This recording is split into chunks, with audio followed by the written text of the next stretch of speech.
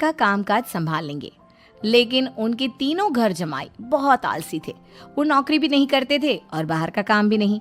कावेरी जी ने अपनी बेटियों से कहा कि वो प्रेगनेंसी का बहाना बनाकर अपने पतियों को सबक सिखाए। अब सुनिए आगे। मम्मी, आपने जैसा कहा था हमने वैसा ही किया, लेकिन देखिए ना, विवेक का हाल तो वैसा का वैसा ही है। घर में ना सुबह का नाश्ता बनता है और ना खाना।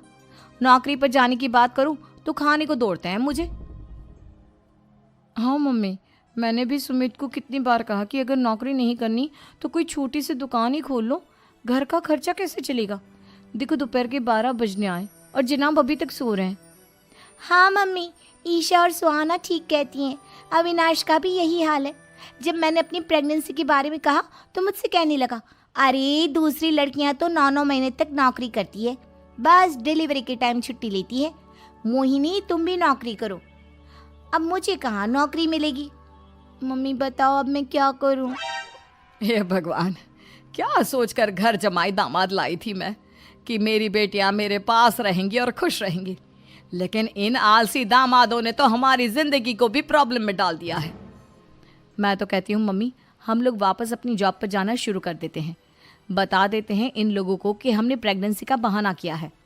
नहीं नहीं बेटा, ऐसी गलती भी मत करना। अगर तुमने ऐसा किया तो इन तीनों की आदत और खराब हो जाएगी।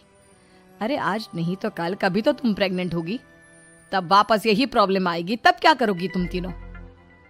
हाँ मम्मी, आपकी बात तो बिल्कुल सही है। इन लोगों को तो सुधारना ही पड़ेगा।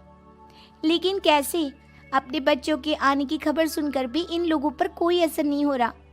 पैसे कमाने के लिए घर से बाहर निकलना ही नहीं चाहते ये तीनों। अब मेरे दिमाग में एक प्लान आया है। तुम तीनों चिंता मत करो, उन तीनों को बुलाओ, फिर मैं बात करती हूँ। थोड़ी देर बाद कावेरी जी अपने तीनों दामादों को सामने बुलाकर अपनी बात कहना शुरू करती हैं। अविनाश, सुमित और विवेक, देखो बेटा, मैं ना तुम तीनों से बड़ा प्यार करती हूँ, इसीलिए तो तुम्हें घर जमाई बना कर रखा है मैंने। अरे मम्मी जी, सीधे सीधे कहिए ना, क्या बात है? प्यार तो हम भी आपको बहुत करते हैं। अरे मम्मी जी, आपकी इज्जत भी बहुत करते हैं। अरे भाई, आपके जैसी सास और कमाने वाली बीवी सबको मिलती है क्या? हाँ मम्मी, विवेक और सुमित ठीक कह रहे हैं। आपकी बेटी से शादी करके मेरी तो ज़िंदगी ही अच्छी हो गई है। जानती हूँ मैं, और ये भी जानती हूँ कि तुम तीनों अपने अपनी बीवियों से बहुत प्यार करते हो। बेटा, बात ऐसी है कि हमारे कुल गुरु ने कहा है कि प्रेग्नेंट होने के बाद मेरी तीनों बेटियां शुरू के 4 महीने हमारे गांव में जाकर रहेगी, जहां मेरे चाचा जी रहते हैं। अरे लेकिन क्यों मम्मी, गांव में जाकर रहने की क्या ज़रूरत है इन तीनों को? वो क्या है ना बेटा, हमारे परिवार को एक श्राप है। अगर मेरी बेटियों ने यहाँ पर बच्चा पैदा करने की कोशिश की तो उनके बच्चों को कुछ भी हो सकता है। इसलिए अब से लेकर 4 महीने पूरे होने तक इन्हें गांव वाले घर में रहना पड़ेगा। हाँ तो इसमें प्रॉब्लम क्या है मम्मी जी? हम भी वहाँ जाकर रहेंगे, पिकनिक मनाएंगे।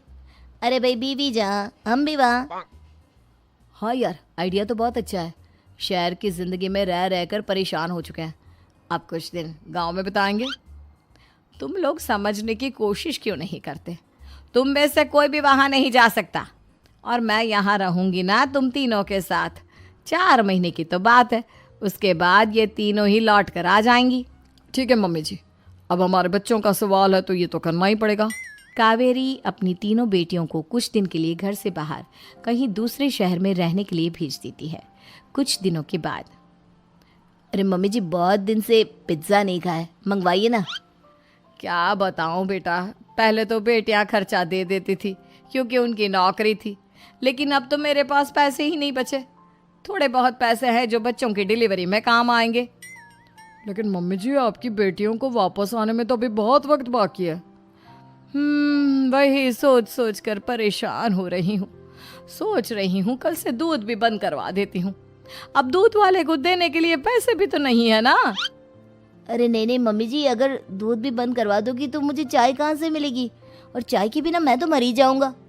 क्या करूं बेटा, इसके अलावा हमारे पास कोई ऑप्शन नहीं है। मेरे पास पैसे ही नहीं बचे।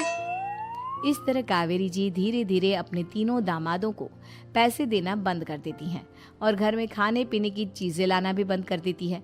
अब वो तीनों बुरी तरह से परेशान होने लगे थे और इसलिए एक दिन तीनों प्लान करके घर से बाहर निकलते हैं और बाजार में जाने के बाद यार अच्छा खाना खाए हुए कितने दिन हो गए, पता नहीं कब अच्छा खाना मिलेगा। हमारी बीवियों के जाने के बाद तो हमारी हालत भिखारियों जैसी हो गई है यार। कुछ भी हो, मुझे तो आज पिज्ज़ा खाना ही खाना है। जेब में 1 रुपया नहीं है और पिज्ज़ा खाएगा, कहाँ से आएंगे पैसे? अरे देख वहाँ सामने बोर्ड पर क्या लिखा हुआ है, कंप्यूटर पर काम करने के लिए एक आदमी की आवश्यकता है। भाई मैं तो जा रहा हूँ, काम करूँगा और शाम तक पैसे लाकर आराम से पिज्ज़ा खाऊंगा। जा जा, तुझे कोई काम नहीं देने वाला, हम तो घर जा रहे हैं। चल भाई सुमित। सुमित और अविनाश वहाँ से चले जाते हैं और विवेक उस कंप्यूटर शॉप पर सारा दिन काम करके 5,000 रुपये कमा कर घर लौट कर आता है और अपने खाने के लिए अच्छी अच्छी चीज़ें भी लेकर आता है। ये देखकर विवेक और सुमित के दिल में भी कुछ पैसे कमाने की इच्छा जागती है। अरे सुबह सुबह कहाँ चल दिए तुम?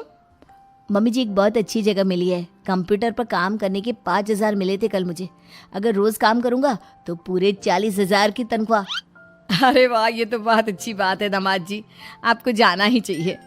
सुमित और अविनाश विवेक को इस तरह तरक्की करते देखकर परेशान हो जाते हैं और वो दोनों भी काम की तलाश में निकल पड़ते हैं। धीरे धीरे उन दोनों को भी काम मिल जाता है। अब कावेरी के तीनों दामाद छोटी मोटी नौकरी करके अच्छा पैसा कमाने लगे थे। एक दिन कावेरी उन्हें अपने पास बुलाती है। अरे वाह, विवेक 40,000 कमा लेता है, अविनाश 60,000 और सुमित तुम भी 40,000 के आसपास कमा ही लेते हो। कुल मिलाकर तुम अच्छे खासे पैसे कमा रहे हो बेटा। हाँ मम्मी जी, बहुत मजा आता है जब महीने के एंड में मोटी रकम हाथ में आती है। पूछिए मत मम्मी जी, घर में रहकर रोटी बना बना कर और तो जैसा महसूस होने लगा था मुझे तो। हाँ बेटा, तुम तीनों की बात तो बिल्कुल ठीक है। और जानते हो, अब तुम तीनों की पत्नियां भी वापस लौट कर आने वाली है। लेकिन मम्मी जी अभी तो उन्हें गए सिर्फ 2 महीने हुए हैं, आपने तो कहा था वो 4 महीने के बाद लौट कर आएंगी। ऐसा कुछ नहीं है बेटा, मैं सिर्फ तुम तीनों को सबक सिखाना चाहती थी कि आदमी घर में बैठकर बीवी की कमाई खाता हुआ अच्छा नहीं लगता। इस दुनिया में हर इंसान को मेहनत करनी चाहिए, काम करना चाहिए, चाहे वो औरत हो या आदमी, ताकि अपने परिवार को संभाल सके। कावेरी की बात सुनकर उन तीनों को अपनी गलती का एहसास होता है और कावेरी उन्हें सच बता देती है कि ईशा, सुहाना और मोहिनी शहर में ही कहीं दूसरी जगह रह रहे थे। शाम के वक्त उन तीनों की पत्नियां लौट कर आ जाती है और कावेरी जी का परिवार एक खुशहाल परिवार की तरह रहने लगता है।